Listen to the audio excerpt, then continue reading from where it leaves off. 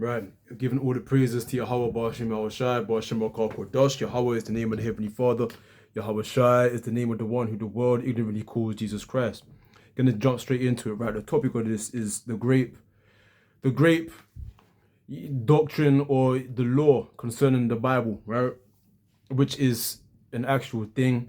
This was actually a topic of great controversy, a topic of great debate, which was actually brought forward by the elder apostles of Great Millstone, which was actually during the time when Paul Light was on the scene. It was actually a topic of great controversy. Many men were offended at the whole thing. Okay, or you had a rumor saying that GMS are grapists, which were not, right? We never advocated any of that. All we came to point out was that this is the law concerning how it was. That's how it is. This is the law of the Heavenly Father, okay? This is how women were seen as items. They were seen as property. They were seen as possessions, man. Okay, and that's what we brought out, and little men got offended. Why? Because we're in this modern day and time. The scriptures talk about remembering the days of old, man, looking back at the times past. And and a lot of this topic is not for the faint of heart, brothers that are, you got thin skin, or you get offended every time you hear of something, and you look at it sad. This is for brothers that are of a noble spirit, brothers that can examine the matter without the inclusion of your emotions, right? You have rule over your spirit. Salakyo. In fact, let me just get this right here. Salakyo.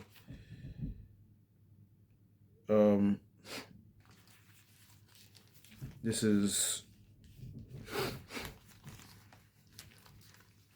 Salakyo. Let me just get this. This is Proverbs chapter 16, verse 32. He that is slow to anger is better than the mighty, and he that ruleth his spirit than he that taketh a city. So the man that takes a city is actually esteemed lesser than the man that has discipline over his emotions, better rule over his spirit. Okay, so let me just try and get this precept out. Let me get this. So it says, Sirach or Ecclesiasticus chapter 11 verse 7, blame not before thou hast examined the truth. Understand first and then rebuke. Answer not before thou hast heard the cause. Neither interrupt men in the midst of their talk. So there you go. So pretty much be quiet and just hear it out, okay? Again, this is Acts. You know me, I'm the scripture guy. So this is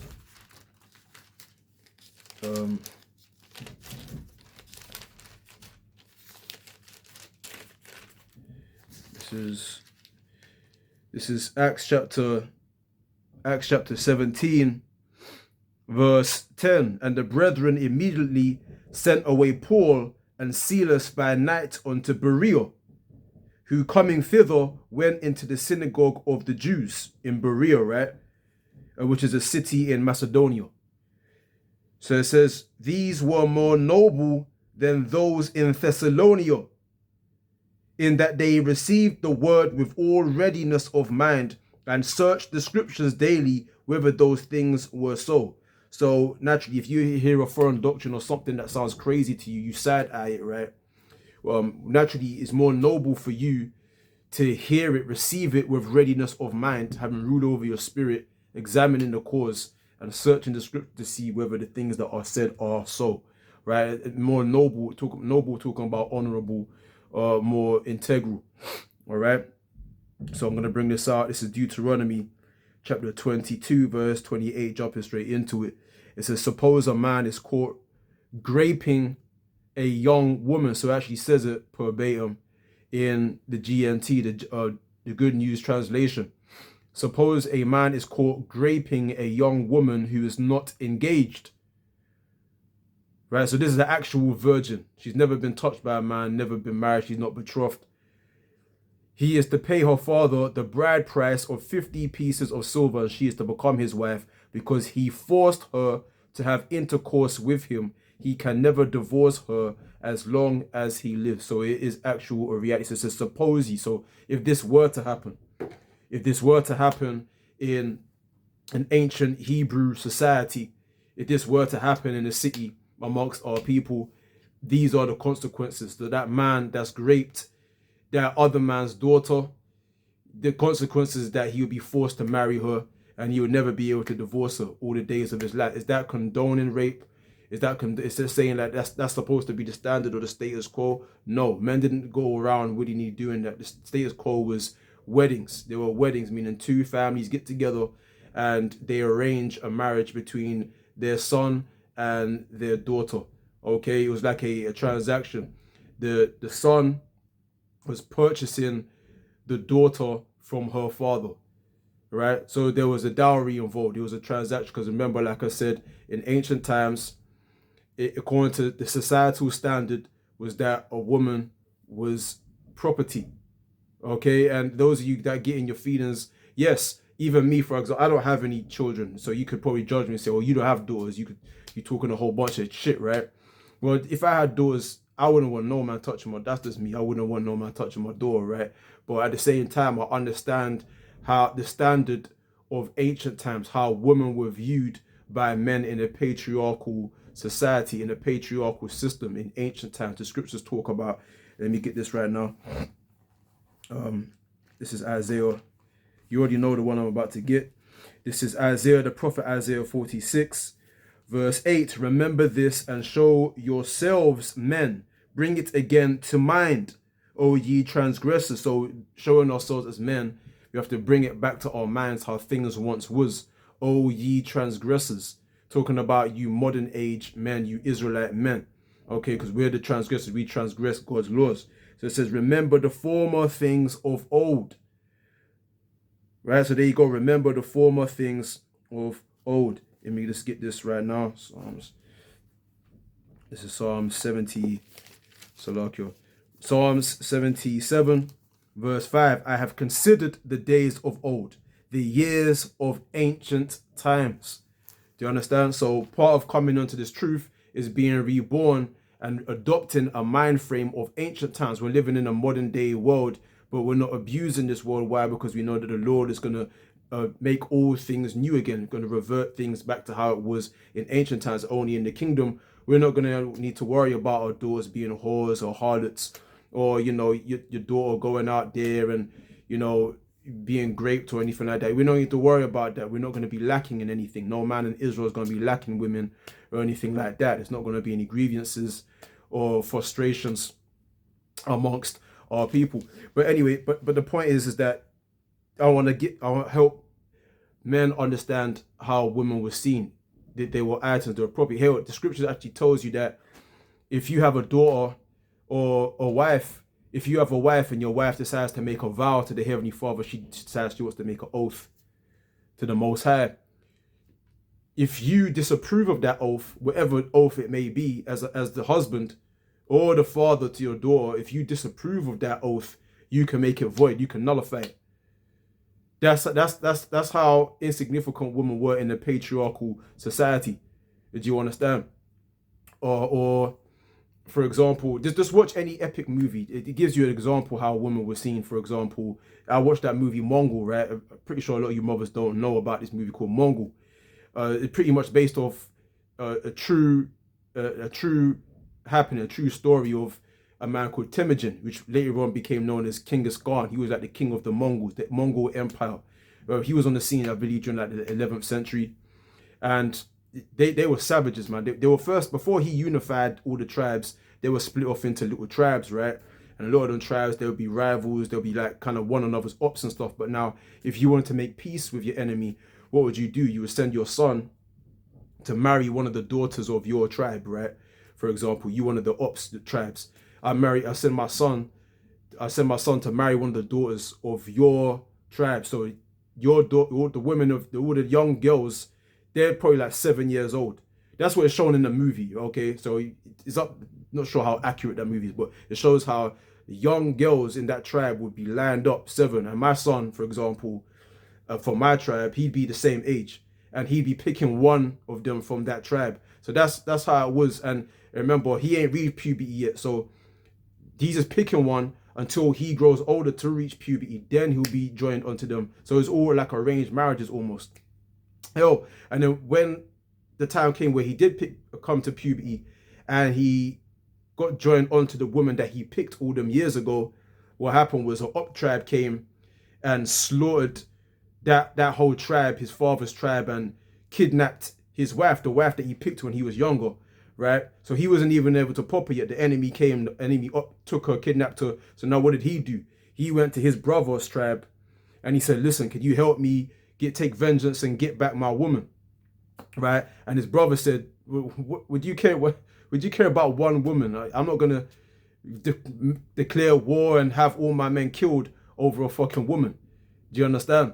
So he said, I got plenty of women. Pick two if you want. I got plenty of women. Pick two. Do you see how insignificant women were seen back then? Now, like I said, what I'm saying right here is anti-modern societal philosophy, right? Is totally what they call, it's not even misogynistic, because misogynistic is the hatred of women. We don't hate women. We're just telling you how it was seen. Women were seen as property. For example, you as a father, you have your daughter, and if your daughter is out there, which she shouldn't be, right? She shouldn't be out, especially if she's a virgin. She never been betrothed, right? She's reached the flower age and she's out there by herself. That shouldn't really happen.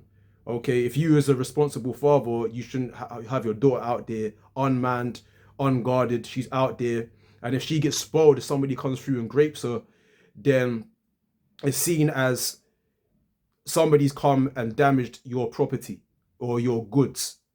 Okay, your goods or your property. No different than if a man came through and spoiled your vineyard, or if a man came through and spoiled your cattle or your herds, or took away one of your sheep or one of your goats. So what would be the standard? That man would have to make a restitution. He would have to reimburse you for the damage that he's done to your property. So that's how it was seen. If a man did that to your daughter, raped your daughter, that's how it was seen. That was the standard, okay? Remember, everything was based off of formalities in ancient times. Like nowadays, you love your daughter. Your daughter is your flesh and blood. You give the world for your daughter. I know I would, right? But at the same time, I understand in ancient times, my daughter couldn't even call me father. My daughter would have to refer to me as Lord. Okay? My daughter would have to call me my Lord. That's how she'd have to address me. And she would have to prostrate herself before me. So it was formality. Everything was based on formalities back then. Okay? I believe that's in Salakia. Let me try and pull this one up. I should have had this ready.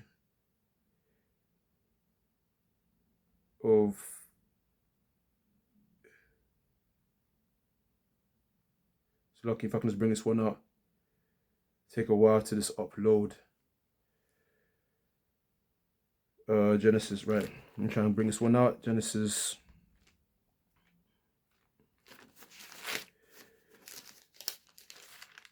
Right. So this is Genesis chapter 31, verse 33. And Laban went into Jacob's tent and into Leah's tent, right? So Laban was the father of Leah and Rachel, right? And into the two maidservants' tents, but he found them not. Then went he out of Leah's tent and entered into Rachel's tent, right? Now Rachel had taken the images and put them in the camel's furniture and sat upon them. And Laban searched all the tent, but found them not, right? Because Laban was searching for what? Those idols, right? That, men worshipped at the time. Rachel, she put them because she tried to make it, I'm about to read it, she tried to make it look like she was on her period. So when a woman's on her period, according to the law, if she sits upon it, you can't touch it, because if you touch it, now you're unclean for touching it, because she's unclean right now. So that's what it says. And Laban searched all the tent, but found them not. And she said to her father, let it not displease my Lord. You hear that? Let it not displease my Lord, that I cannot rise up before thee, for the custom of women is upon me. And he searched, but found not the images. Right, so she was on her menstrual cycle. That's what it says. The custom of women is upon me. When you look at the word custom of woman in the BLB, the Blue Letter Bible, it means on her menstrual. So, but the point is, it says she addressed her father as my Lord. Let it let it not displease my Lord. So you see that there's formalities between a daughter, a father and her daughters. Do you understand? So there you go. So anyway, I want to go to the whole point about what happens. So like let me get this in Deuteronomy. There had to be because the standard price would be 50 shekels. Okay, the standard price for reimbursement of defiling another man's daughter is 50 shekels. Now, we're not saying that was the men went around doing that. I already made that very clear.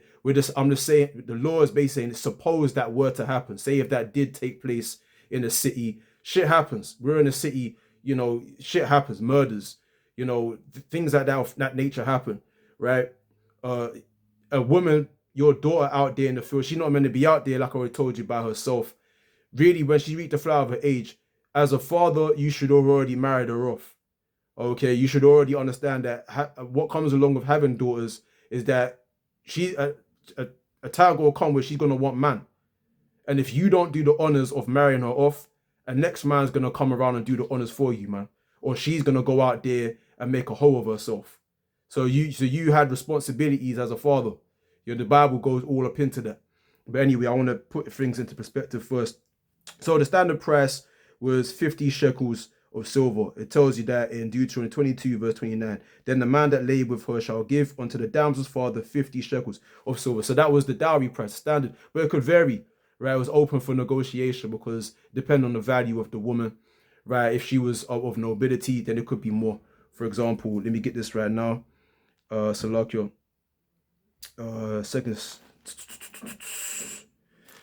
Samuels. Let me get this right now. Pages. Second Samuels. Second Samuels, chapter 3, verse 13. And he said, well, I will make a league with thee, but one thing I require of thee, that is, thou shalt not see my face, except thou first bring Michal, Saul's daughter, when thou comest to see my face. So like 14. No, let me get this one. Let me get this one first, because that one goes more into it. But let me get this. This is 1 Samuel chapter 18.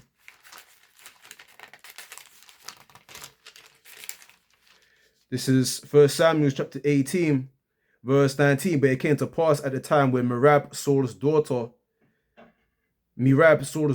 should have been given to David, that she was given unto Adriel the Meholathite to wife. And Michal, Saul's daughter, loved David.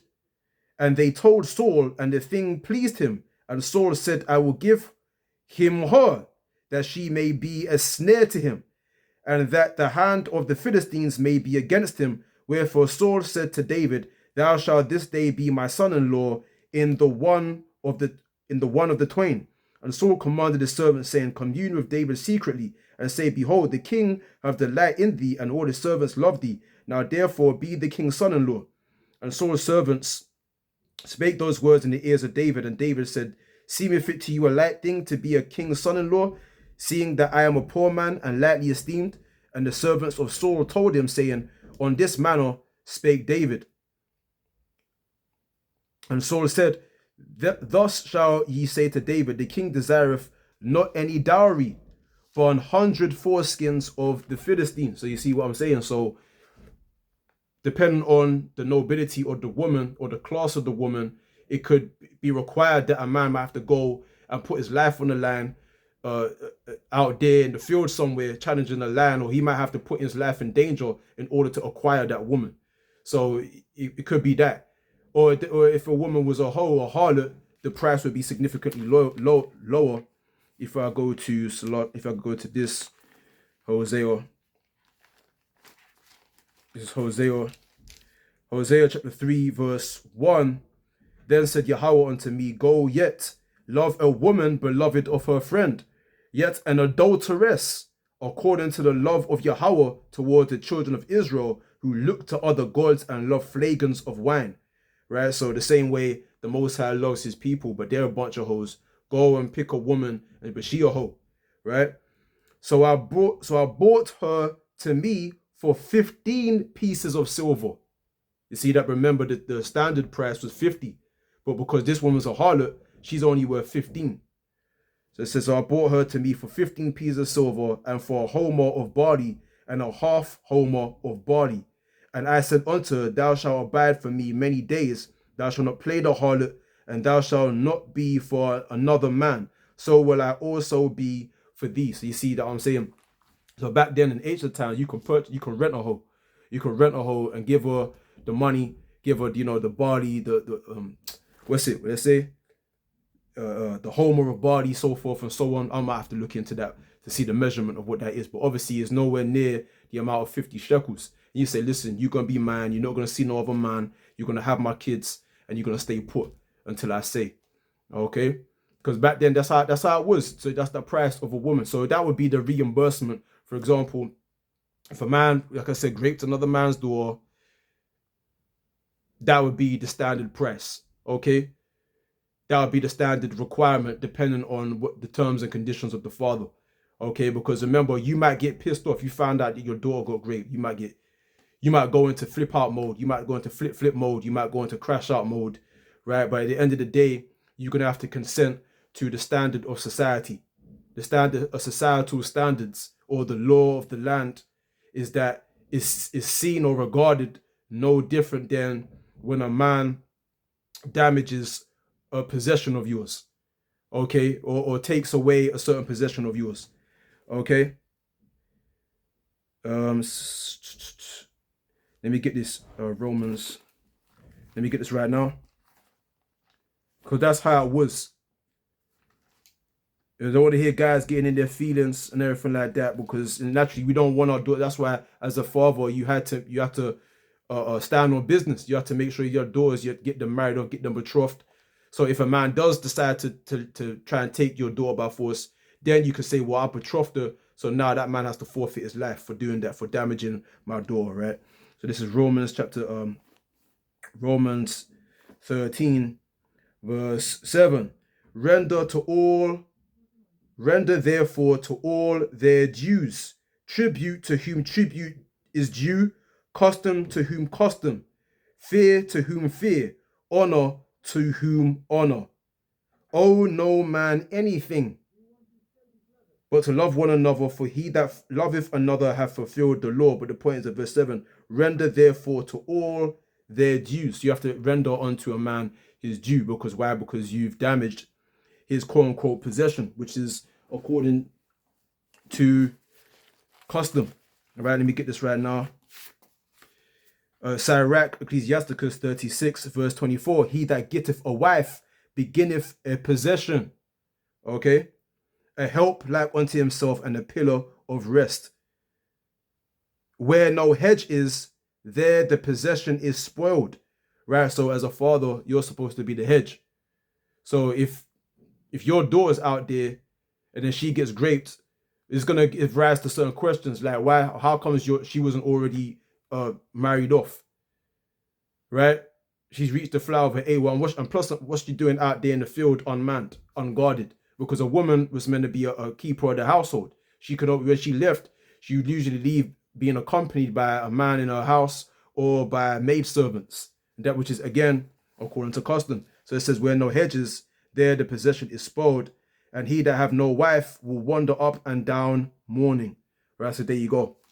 Right, but let me just get this in Genesis, right?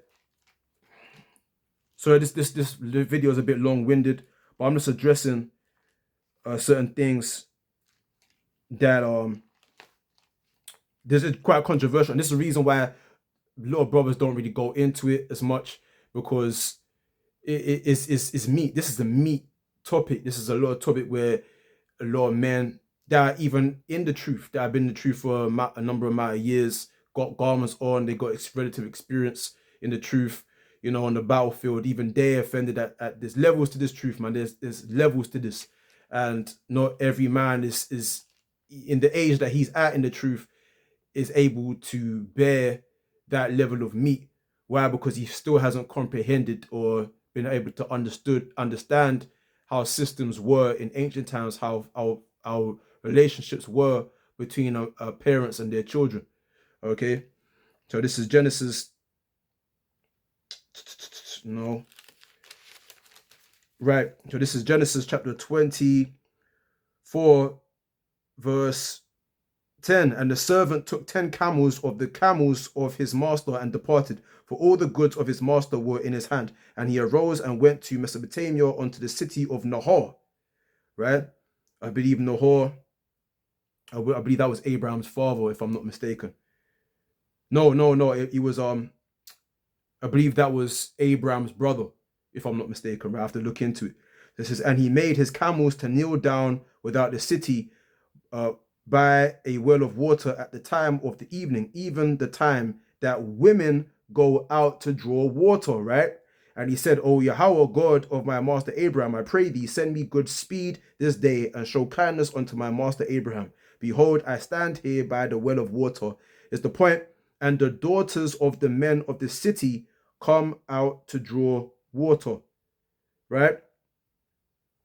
So let me jump down to verse 15, because I want to help you to have an understanding of how it was when women went out. A woman shouldn't, especially if she was a virgin, she'd go out there by herself.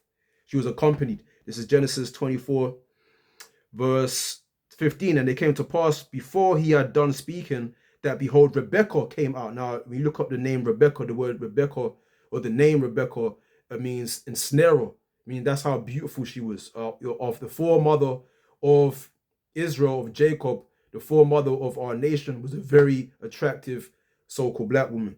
So it says, Rebekah came out, who was born to Bethuel, son of Milcah, the wife of Nahor, Abraham's brother. So I was right there. With her pitcher upon her shoulder. A pitcher, talking about, that's how women, the pitcher of water, they had like a pitcher there to fill it up with water. And the damsel was very fair to look upon. So there you go. A virgin. So there you go. Neither had any man known her. So there you go. She's a virgin, right? And she went down to the well and filled her pitcher and came up. And the servant ran to meet her and said, Let me, I pray thee, drink a little water of thy pitcher. And she said, Drink, my lord. Right? So this how, remember, the master of Abraham, this man here, which is Abraham's servant, and Rebekah, they're not even related, but yet Rebekah is still referring to this man as Lord, showing you again how insignificant women were. Now, nowadays, if you go up to these women, you think that these random women are going to call you Lord. They're not going to call you Lord, because they're going to look at you like you just a nigger. Who are you, you know? Like, you stand to her courtesy. But when you step to her, she's in your courtesy. She refers to you as Lord. Let me read on. So it says, and she said, Drink, my lord. And she hasted and let down her pitcher upon her hand and gave him drink. And when she had done giving him drink, she said, I will draw water for thy camels also until they have done drinking. And she hasted and emptied her pitcher into the trough and ran again unto the well to draw water and drew for all his camels. Right? So these are part of the duties of a woman. Right? But she tells you in verse 13 that the daughters of the men of the city came out to draw water. Okay? So let's look. Let me just get this right quick.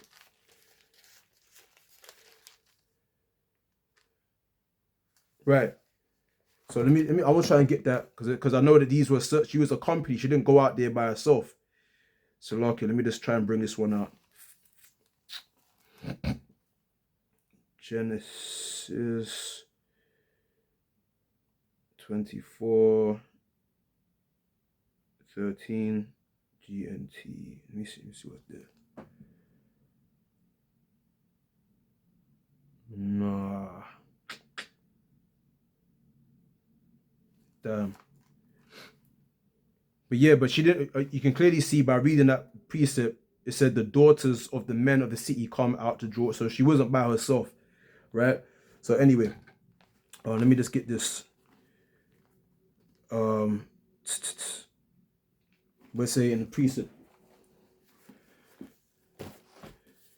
What's it?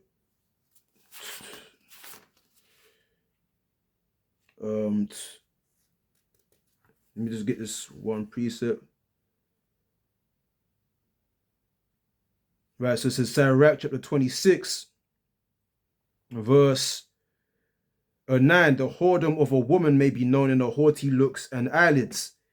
If thy daughter be shameless, keep her in straitly, lest she abuse herself through overmuch liberty. Watch over an impudent eye, and marvel not if she trespass against thee. So the scripture actually tell you when your daughters reach the flower of her age, meaning puberty, you man to marry her off, because if you don't, she's gonna go out there and abuse herself. And the scripture tell you, and you know there's certain signs you know that a woman is an attention seeker from early ages. Like you're talking about 7 years old, 6 years old. I know because I'm a TA. No perf. I'm speaking candidly. You know, keep it 1,000, putting it all on the table. When you work, because I work in a primary school, right? So I work with like a mixed school, boys and girls. So naturally, you can already see from like 7 years old, 6 years old, the girls are more drawn to the male teacher, right? Because the majority of the staff are all females. So naturally, the one guy that's there, they'll, you can see the little attention seekingness of among them. Sometimes you can see the attention seeking. So you can just imagine what they're going to be like when they hit 12 or hit the age of their puberty. They're going to start wanting to experiment. So as a father, you got to perform that matter, that weighty matter of doing what? Let me get that right now.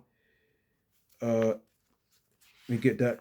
This is Sirach or Ecclesiasticus chapter 7, verse 23. Hast thou children? Instruct them and bow down their neck from their youth. It's the point. Hast thou daughters? Have a care of their body,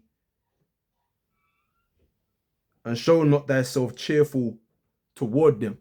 Do you understand? So it says, marry thy daughter, and so shalt thou have performed a weighty matter, but give her to a man of understanding. So there you go. So it says, marry your daughter, right? When she reached that age, go and really before she reached that age, because we all went to secondary school. We all know what these girls were like back in secondary school. They were already experimenting. We heard about certain girls getting trains ran on them and stuff like that, around in the block and stuff. You already know that when the girls reach that age, she wants to start experimenting. You get what I'm saying? She's gonna make a whole out of us. Nowadays, these girls, you're hearing stories about girls like 17 years old. She already got like 10 plus bodies on her, man.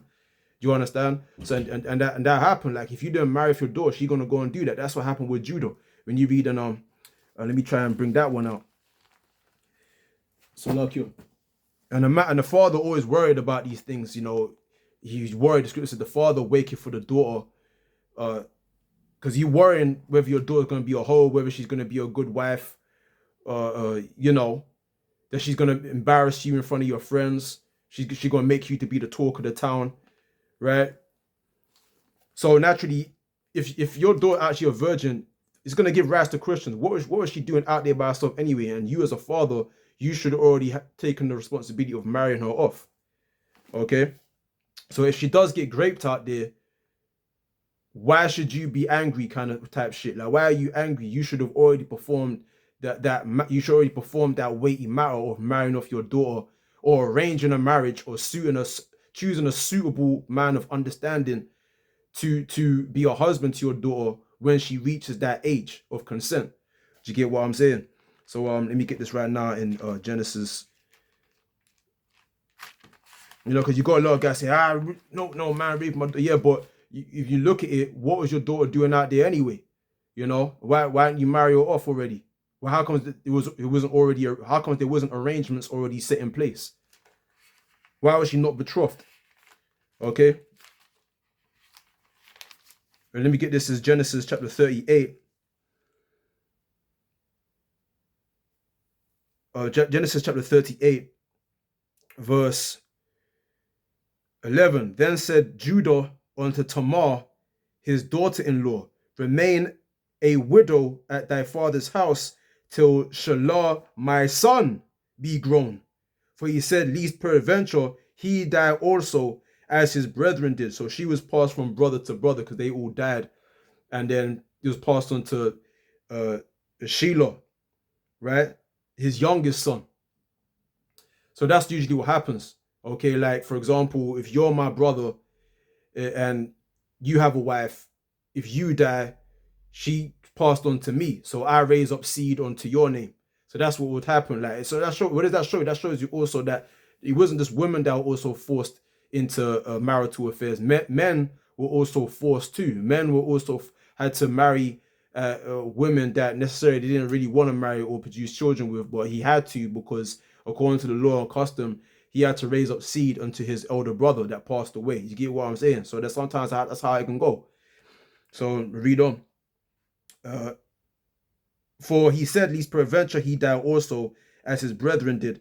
And Tamar went and dwelt in her father's house, right? And in process of time, the daughter of Shua, Judah's wife, died.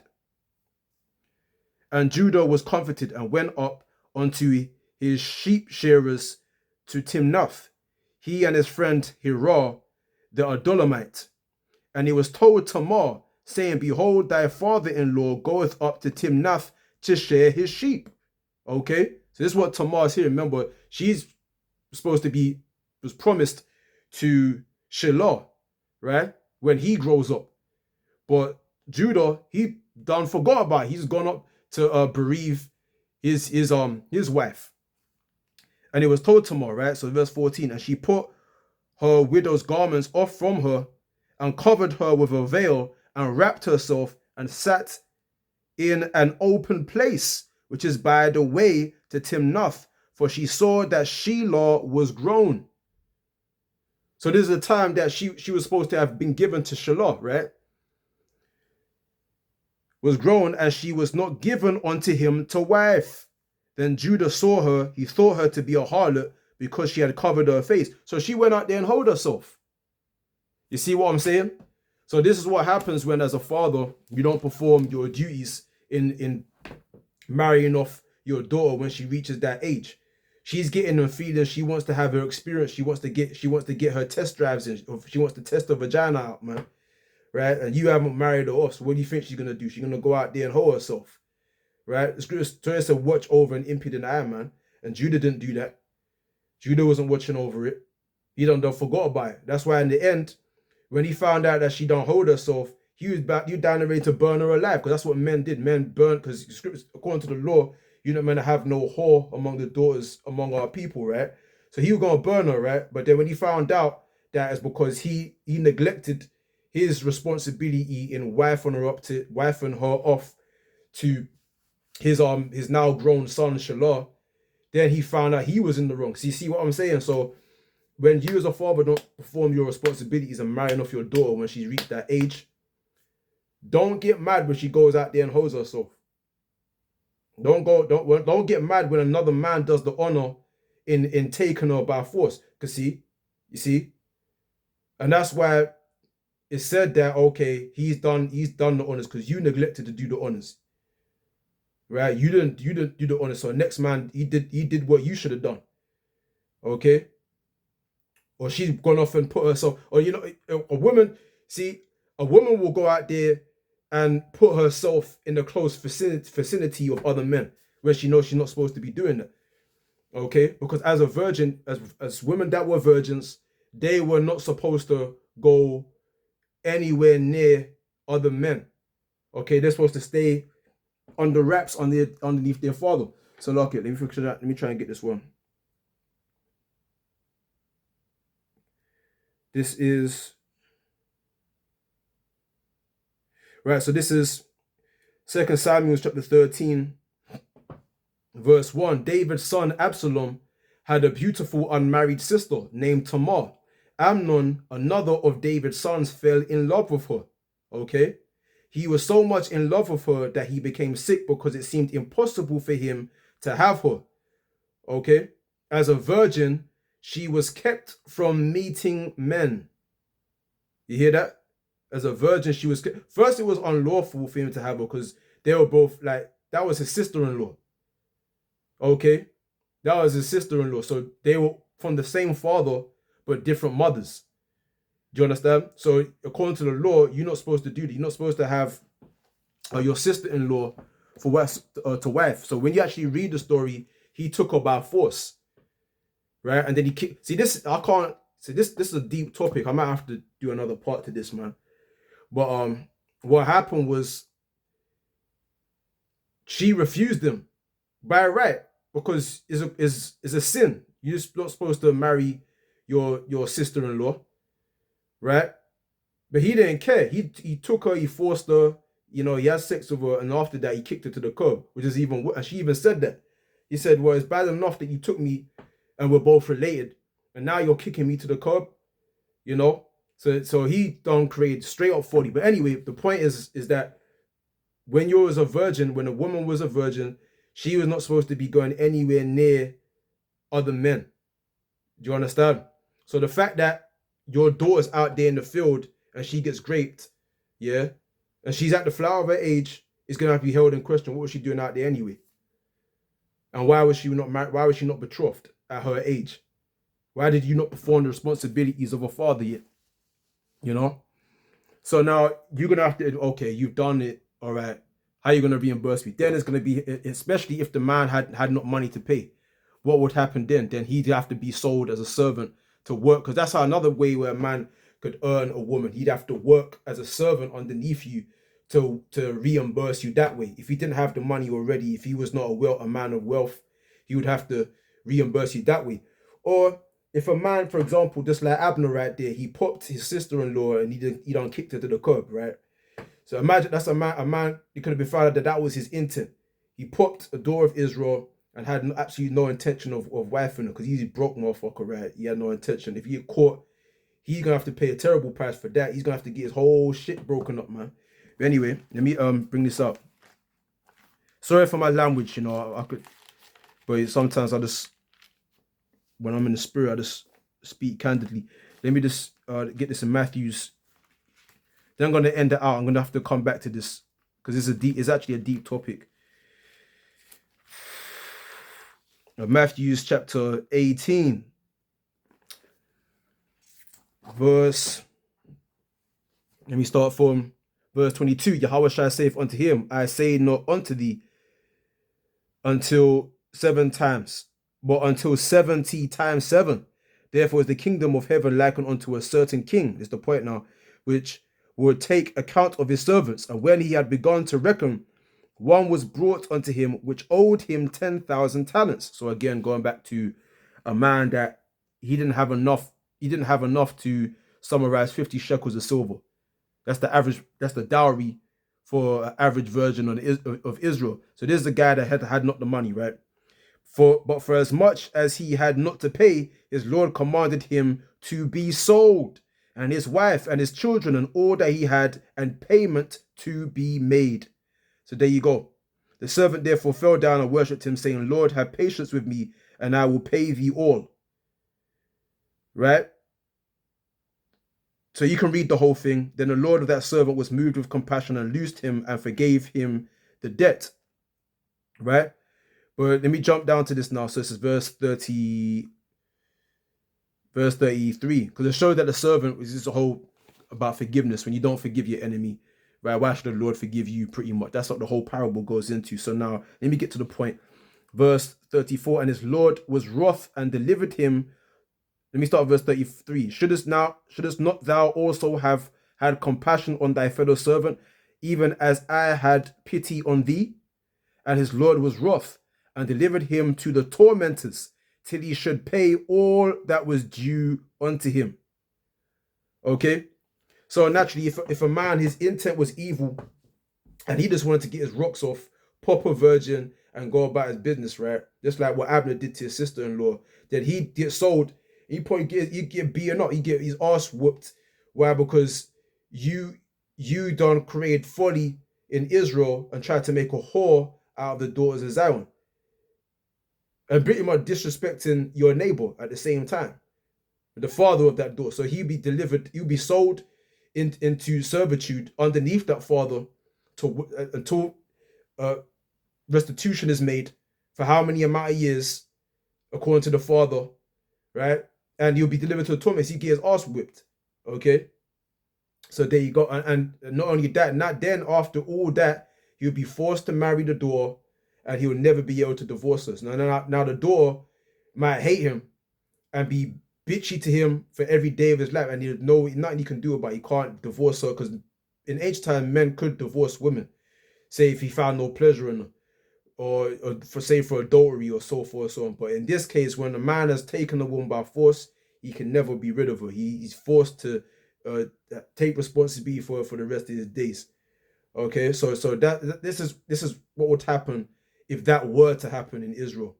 Okay, but we had wedding feasts. I just want to make that clear. We had wedding feasts. There were wedding ceremonies. Okay, all right, between two families joined together. The whole bit.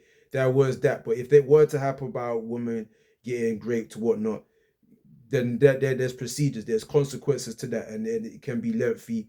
You know, and like I said, you might be the type of man where you want to kill the guy, and I want to go into that. I'll have to make another video because it's 45 minutes, but let me make another video to this. Anyway, Shalom. Hope you were edified, Shalom.